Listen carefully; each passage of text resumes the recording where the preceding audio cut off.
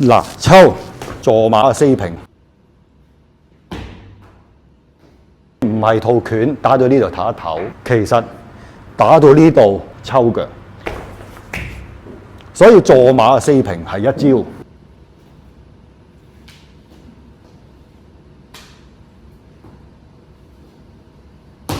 坊間咧，我見到好多朋友咧，係嘗試解釋功力拳啲動作嘅。會唔會呢個動作就做一個背摔？喂，呢個通天炮啊，會唔會呢個動作跟住就掉你過去啦？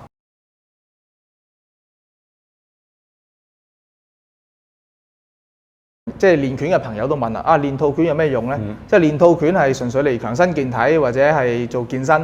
咁不如唔好練套拳咧，其實練健身動作咪得咯。係啊，如果真係唔明白套拳係做咩咧，其實真係冇意義嘅。係冇錯，因為你又要記啦，梗係記啲有用嘅嘢啦。冇錯，因為記得嚟跟住練完冇用，又覺得好似浪費時間。除非你話我跳舞啦，或跳舞所表達嘅方式唔同，但係功夫以套路傳承嘅方式，點解要套路傳承嘅方式咧？咁而家有好多比賽都有一啲叫做競賽嘅套路喎。係啊，競賽套路嘅重點嘅係評分咯，即係要攞到呢個即係高嘅分數，要做到啲優美嘅動作。係變咗個意義難度啦，係冇錯。體操化咗啦。咁呢個就係大家玩嘅標準唔同啦，就變咗就係當咗傳統嘅嘢都係咁啦。係最大嘅問題就係話，好多朋友未必係了解到本身傳統嘅嘢嗰啲動作點用。係，其實啲動作真係幾抽象。係。好多人咧，即係都會抱住一個心態嘅，就係我學咗套拳我就識㗎啦。所以有啲人咧就會話：誒打太極，我識打就識㗎啦。咁其實唔係咁簡單喎。係，冇錯。啊，即係同樣你打拳都一樣喎。咁其實套拳動作嘅意義係做緊啲咩咧？表面上係咁，實質上係咪你所睇到嘅嘢咧？咁啊，有好多朋友亦都會尋求答案，因為師傅未必能夠解釋到俾你聽。因為好多時候跟個師傅咧，佢都係學咗個動作，而本身入邊嘅意思咧，其實就係大家都係點咧？有好多朋友喺度估計緊點用，係冇錯。即係大家都用自己嘅方法去諗下點解會套拳咁打咧？咁樣係啦。咁啊，所以咧就變咗就好似體操咁啦。不過冇錯嘅，咁練拳咧係可以強身健體嘅。係，即係有個養生功能嘅，真係有嘅。係啦，不過你玩得啱係真係有個養生功能嘅。咁啊睇你個心態啦。但係如果你話以一個拳術應用上邊，其實你喺入邊咧可以得到好多啟示。咁我哋今日咧就講個睇起上嚟好實際，但係就諗唔到啲動作實際上連貫嘅意義。好吧？好。嗱，功力拳你都見過啦。嗱，我哋有啲動作就係咁樣噶嘛。我哋上次都講過功力拳一部分啦。嗱，呢啲動作。好啦，我哋仲要整個咧咁樣。係表演上嚟就好靚嘅動作啊！因為最後呢個精神啲啊，冇錯，係啊，睇起上嚟係咪都實際先？都好實際嘅，大開大合咁樣，係咪先？嗱，如果我打得比較上用力啲嘅，精神啦，係咪？係。好啦，咁但係到去解釋呢個動作嘅時候，到底係點樣嘅咧？係。即係最容易睇嘅，梗係雙撞牆啊！即係係啦，冇錯，呢啲位最易睇。跟住有啲人又話點會用雙手春拳㗎？係咪？嗱，咁我哋今日咧就唔成個又雙撞拳啊嗰啲嘅解釋。我哋針對喺一樣嘢度，呢個動作。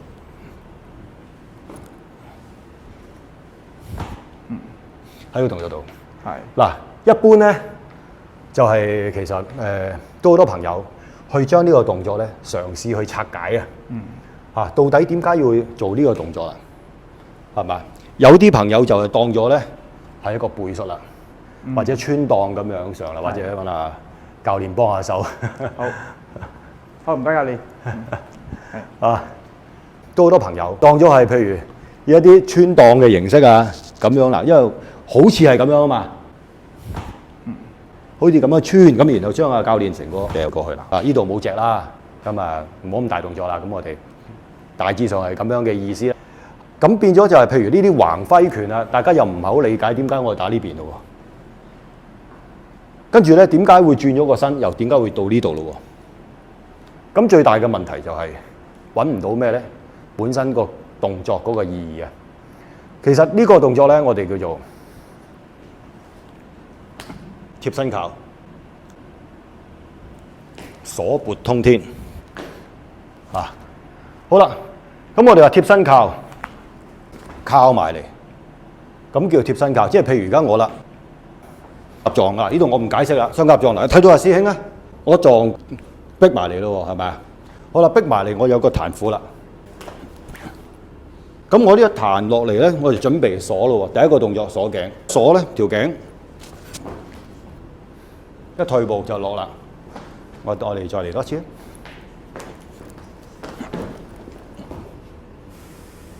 退步落啦，好啦，咁但係師兄，如果佢伸手咧，有翻咁上下，我落咧，嗱，咁我一退，一鎖，嗱勾，再通天，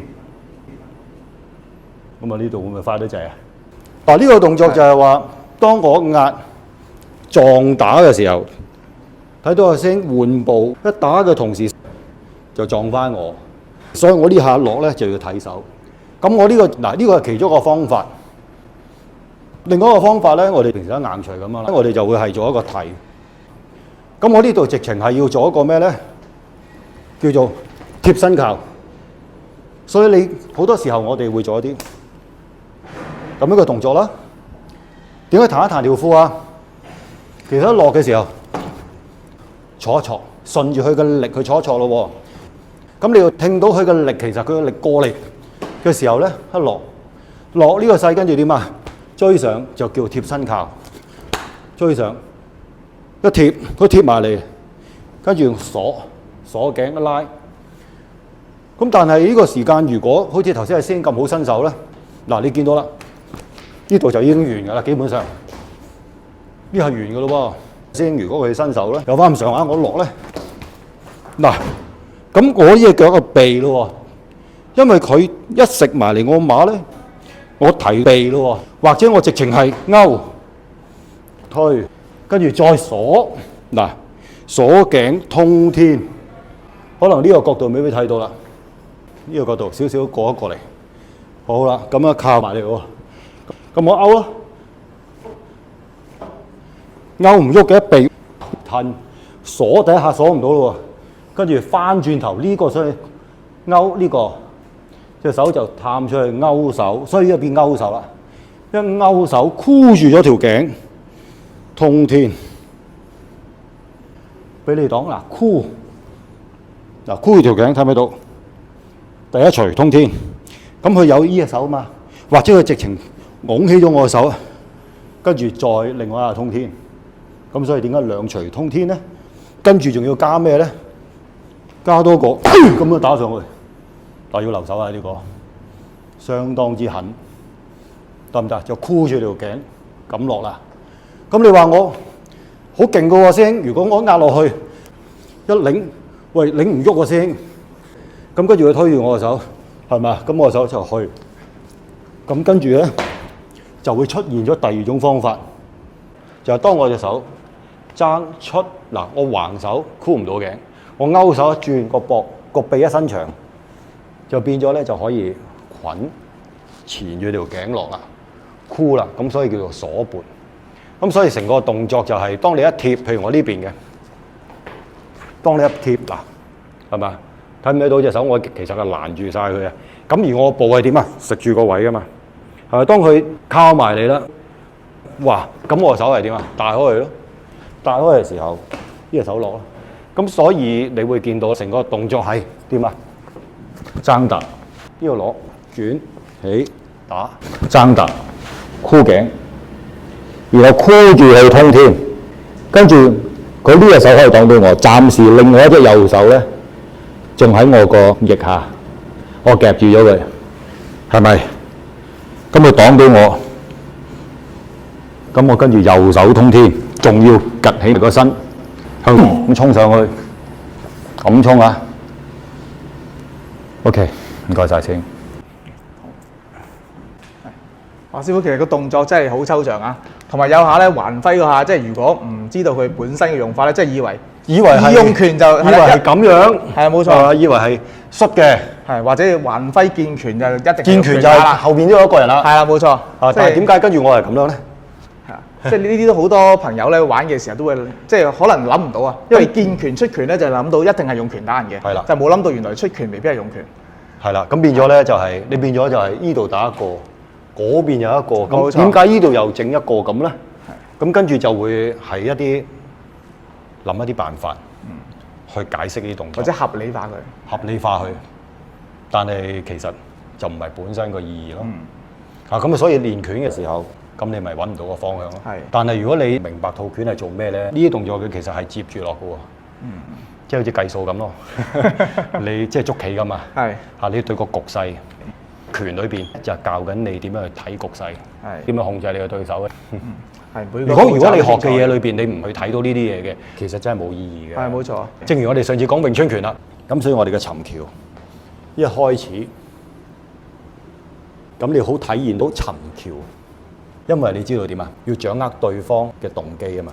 咁所以咧，佢成套拳就教緊你呢樣嘢，就唔係尋船個尋，係尋找個尋。嗱，咁所以我哋行呢啲動作。